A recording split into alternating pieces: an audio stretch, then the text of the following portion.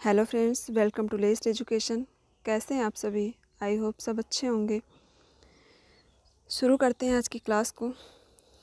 देखिए, पिछली क्लास में हम लोगों ने आयरन और आयोडीन के बारे में जानकारी प्राप्त की।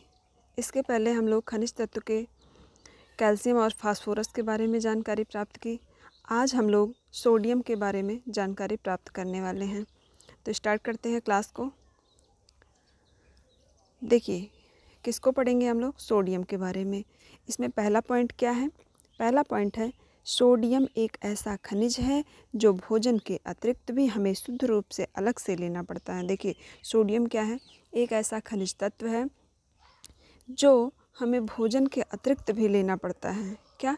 सोडियम एक ऐसा खनिज है जिसको हमें भोजन के अतिरिक्त भी लेना पड़ता है। हमें पर्याप्त मात्रा में भोजन से प्राप्त नहीं होता है। नेक्स्ट पॉइंट बढ़ते हैं। देखिए, सोडियम क्लोराइड का एक तत्व है। क्या है? सोडियम जो होता है ये किसका तत्व है? सोडियम क्लोराइड का एक तत्व है। नेक्स्ट पॉइंट है सोडियम की अच्छी मात्रा नमक में होती है। देखिए, सोडियम की अच्छी मात्रा किस में होती है? नमक में होती है। देखिए, जब कभी बीपी लो होता है, ब्लड प्रेशर लो होता है या ब्लड प्रेशर हाई होता है, तब डॉक्टर किसकी सलाह देते हैं? जब लो होता है तो डॉक्टर कहते हैं कि नमक खाइए, और जब हाई हो जाता है तो डॉक्टर क्या कहते हैं? नमक कम खाइए। उसमें क्या होता है? नमक में सोडियम होता है। सोडियम जो होता है हमारे ब्लड प्रेशर को कंट्रोल करता है। चलिए नेक्स्ट पॉइंट बढ़ते हैं। नमक में सोडियम कितना होता है? 40% होता है। स्वस्थ शरीर में कुल, आपसे क्वेश्चन पूछा जा सकता है कि नमक में सोडियम की मात्रा कितनी होती है, तो कितनी होती है? 40% होती है। आगे बढ़ते हैं। स्वस्थ शरीर में कुल 90 to 100 ग्राम सोडियम होता है। कितना होता है? एक स्वस्थ बॉडी जो होती है उसमें कितना होता है सोडियम? 90 to 100 ग्राम। आगे बढ़ते हैं। नेक्स्ट पॉइंट क्या है? जिसका लगभग आधा भाग, जो 90 to 100 ग्राम सोडियम होता है हमारी बॉडी में, उसका आधा भाग अर्थात 50% जो होता है बाह्य कोशिका रस में, तथा शेष भाग हड्डी, प्लाज्मा, तरल ऊतक तथा अंतः कोशिका द्रव्य में रहता है। नेक्स्ट पॉइंट है सोडियम के अणु शरीर में क्लोराइड व कार्बोनेट तथा फास्फेट व प्रोटीनेट के रूप में रहते हैं। देखिए, जो सोडियम होता है वो हमारी बॉडी में किस रूप में रहता है? क्लोराइड व कार्बोनेट के रूप में, फास्फेट व प्रोटीनेट के रूप में रहता है। आगे बढ़ते हैं, देखते हैं सोडियम के कार्य क्या हैं। देखिए, सोडियम का क्या काम है? अम्ल व क्षार में संतुलन बनाता है, जल संतुलन करता है, नाड़ियों में के नियंत्रण में भी सहायक है, मांसपेशियों के संकुचन में सहायक है, हृदय गति के नियंत्रण में सहायक है, मल मूत्र व पसीने के रूप में पानी का निष्कासन सोडियम पर निर्भर करता है। देखिए, आप जितना पानी पिएंगे और उसका निष्कासन किस माध्यम से होगा? मल के माध्यम से हो रहा है, मूत्र के माध्यम से हो रहा है या पसीने के माध्यम से हो रहा है, यह हमारे सोडियम पर निर्भर करता है। अगर आप ज़्यादा नमक का सेवन करते हैं, ज़्यादा सोडियम इंटेक करते हैं, तो पसीना आपको ज़्यादा आएगा। चलिए आगे बढ़ते हैं। सोडियम की कमी से क्या होता है? देखिए, सोडियम की कमी से क्या होता है? दो तरह की बीमारी होती है। क्या होता है? दो तरह की बीमारी होती है। एक एक्यूट हाइपरनेट्रीमिया, एक क्या होता है? Acute hyponatraemia. सोडियम की कमी, देखिए कमी में क्या होता है कि हाइपो कहलाता है, और अधिकता में क्या होता है? हाइपर हो जाता है। तो इसमें क्या है? एक्यूट हाइपोनेट्रीमिया हो जाता है। दूसरा क्या है? Chronicle hyponatraemia. अब ये एक्यूट हाइपोनेट्रीमिया क्या है, इसके बारे में थोड़ा सा जानते हैं। देखिए, इस स्थिति में क्या होता है? 24 से 48 घंटे के अंदर सोडियम की मात्रा कम हो जाती है। अचानक क्या होता है? अचानक सोडियम की मात्रा व्यक्ति के शरीर में कम हो जाती है। ये क्या होता है? अत्यधिक खतरनाक स्थिति है। इसमें व्यक्ति की मृत्यु तक भी हो जाती है। ठीक है, आगे बढ़ते हैं। क्रॉनिक हाइपोनेट्रीमिया क्या है? यह स्थिति एक्यूट से कम गंभीर होती है। क्या होता है? क्रॉनिक अर्थात धीरे धीरे लंबे समय तक चलने वाली, और एक्यूट जो होता है बहुत तीव्र होती है और कम समय में होती है। और क्रॉनिक जो होता है ये धीरे धीरे लंबे समय तक चलने वाली बीमारी होती है। तो एक्यूट से कम गंभीर होती है, इसमें धीरे धीरे सोडियम की मात्रा कम होने लगती है। क्या होता है, इसमें धीरे धीरे सोडियम की मात्रा कम होती है। आगे बढ़ते हैं, आगे देखते हैं। देखिए क्या है, सोडियम की कमी तीव्र अतिसार, वमन, अधिक पसीना निकलने से होती है। सोडियम की कमी कब हो जाती है? सोडियम की कमी हमारे शरीर में तब होती है जब तीव्र अतिसार तीव्र हो जाता है, या फिर बहुत ज़्यादा वॉमिटिंग होने लगती है, बहुत ज़्यादा पसीना निकलने लगता है, तो व्यक्ति के शरीर में सोडियम की कमी हो जाती है।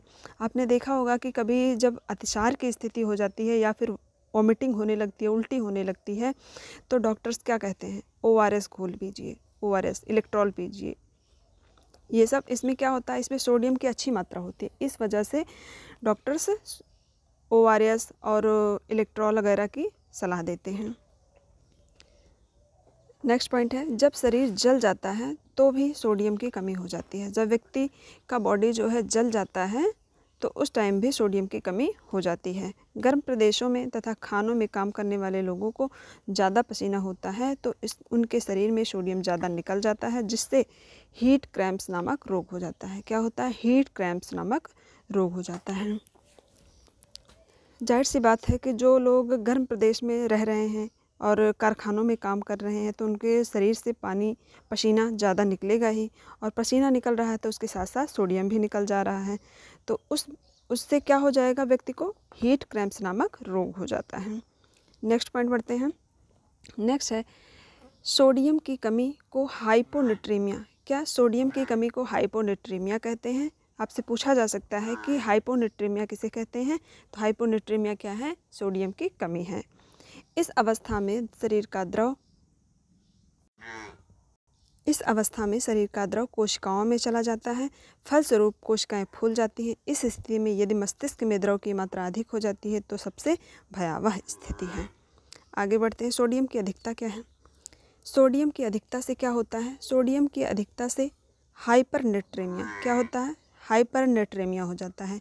देखिए, हमने शुरुआत में ही बताया है कि हाइपो क्या मतलब क्या होता है? सोडियम की कमी या फिर किसी भी तत्व की कमी को हम क्या हाइपो से इंडिकेट करते हैं, और अधिकता को हाइपर से।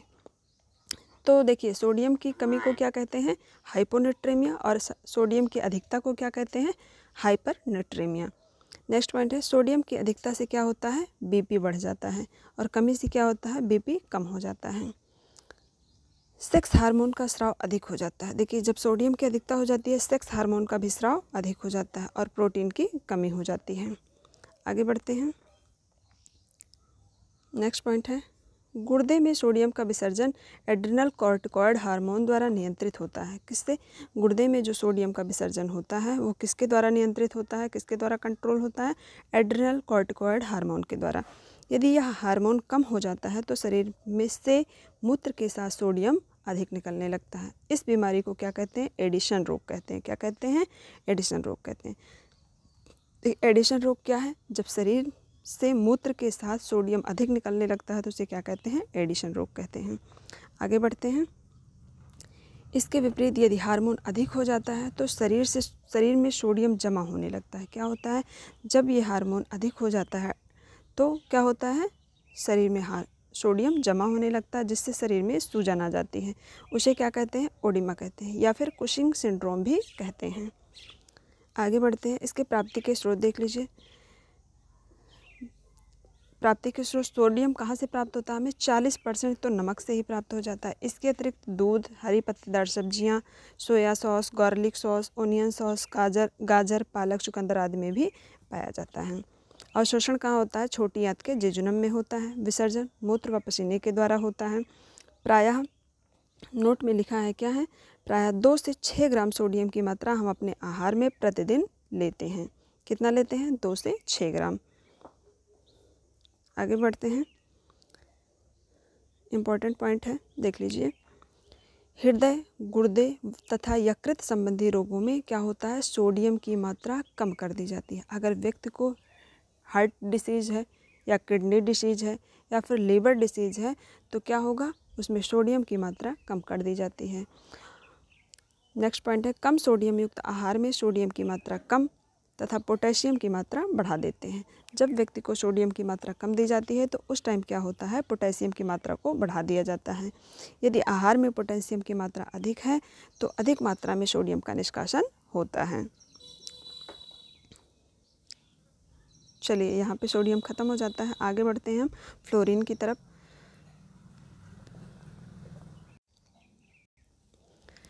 तो शुरू करते हैं फ्लोरीन के बारे में जानना। देखिए फ्लोरीन क्या है, फ्लोरीन भी एक हमारा खनिज तत्व है। क्या है, बहुत ही इम्पोर्टेंट हमारा खनिज तत्व है। इसमें पॉइंट देख लीजिए, फ्लोरीन क्या है, ट्रेस एलिमेंट है।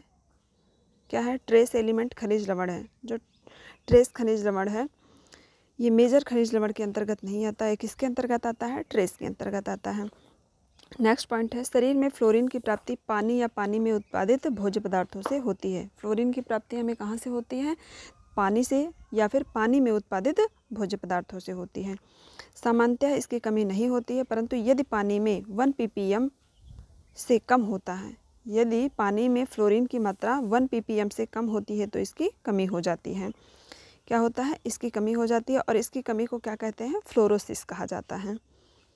1 ppm का मतलब क्या है कि 1 पार्ट्स पर मिलियन फ्लोरीन की मात्रा। नेक्स्ट पॉइंट है, फ्लोरीन प्रकृति में फ्लोराइड के रूप में होता है। किसके रूप में होता है, फ्लोराइड के रूप में होता है। ये क्वेश्चन पूछा गया है कि फ्लोरीन प्रकृति में किस रूप में होता है, तो फ्लोराइड के रूप में होता है। इसकी कमी व अधिकता दोनों ही नुकसानदायक हैं। नेक्स्ट इसके कार्य देख लेते हैं। फ्लोरीन के क्या काम हैं, दांतों के लिए आवश्यक है, ऑस्टियोपोरोसिस में मददगार है।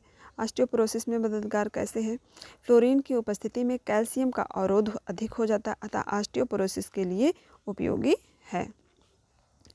नेक्स्ट पॉइंट है, अस्थियों के तंतुओं के उत्तम स्वास्थ्य के लिए भी आवश्यक है फ्लोरीन। अब देखते हैं फ्लोरीन की कमी से क्या होता है। फ्लोरीन की कमी को हम पहले तो फ्लोरोसिस कहते हैं, उसके बाद देखिए कुछ और भी दिक्कतें होती हैं फ्लोरीन की कमी से। तो क्या है, दांतों के लिए नुकसानदायक है, एनेमल खुरदरा तथा दांत आसानी से टूट जाते हैं, भूख कम लगती है, हड्डियां कमज़ोर होने लगती हैं। क्या होता है, हड्डियां भी कमज़ोर होने लगती हैं। आगे बढ़ते हैं, फ्लोरीन की अधिकता क्या है। देखिए फ्लोरीन की अधिकता से क्या होता है, दंत फ्लोरोसिस हो जाता है। क्या होता है, दंत फ्लोरोसिस और अस्थि फ्लोरोसिस हो जाता है। देखिए दंत फ्लोरोसिस कैसे होता है, जब पानी में फ्लोरीन की मात्रा 3 से 5 ppm हो जाती है। जब पानी में फ्लोरीन की मात्रा 3 से 5 ppm हो जाती है तो क्या हो जाता है, दंत फ्लोरोसिस होने लगता है। इसमें क्या होता है, इनेमल की क्षति हो जाती है, इनेमल टूट जाता है। अब दूसरा देखते हैं, दूसरा क्या है, अस्थि फ्लोरोसिस या कंकाल फ्लोरोसिस। इसमें क्या होता है, फ्लोरीन की मात्रा पानी में कितनी हो जाती है, लगभग 10 ppm हो जाती है। कितनी हो जाती है, 10 ppm हो जाती है। इस वजह से कंकाल फ्लोरोसिस होने लगता है। इसमें क्या होता है, हड्डी सख्त एवं पत्थर की तरह कठोर हो जाती है। क्या होता है, हड्डी जो होती है वो सख्त और पत्थर की तरह कठोर हो जाती है, फलस्वरूप क्रियाविधि प्रभावित हो जाती है, व्यक्ति काम करने में अक्षम हो जाता है। नेक्स्ट है डेंटल कैरीज। डेंटल कैरीज क्या है, फ्लोरीन की कमी से दांतों में गड्ढा होना। क्या है, जब व्यक्ति के बॉडी में फ्लोरीन की कमी हो जाती है तो दांतों में जब गड्ढा हो जाता है तो उसे क्या कहते हैं, डेंटल कैरीज कहते हैं। चलिए यहाँ पे फ्लोरीन भी समाप्त हो जाता है। आगे हम देखेंगे पोटेशियम के बारे में। पोटेशियम क्या है, पोटेशियम का हमारे बॉडी में क्या उपयोग है। पोटेशियम के बारे में हम लोग अगली क्लास में पढ़ेंगे, नहीं तो वीडियो ज़्यादा लंबा हो जाएगा, इस वजह से पोटेशियम के आगे हम नेक्स्ट क्लास में पढ़ेंगे। वीडियो कैसा लगा, अच्छा लगा हो तो लाइक कर दीजिएगा, चैनल पर नए हैं सब्सक्राइब कर लीजिएगा। Thank you.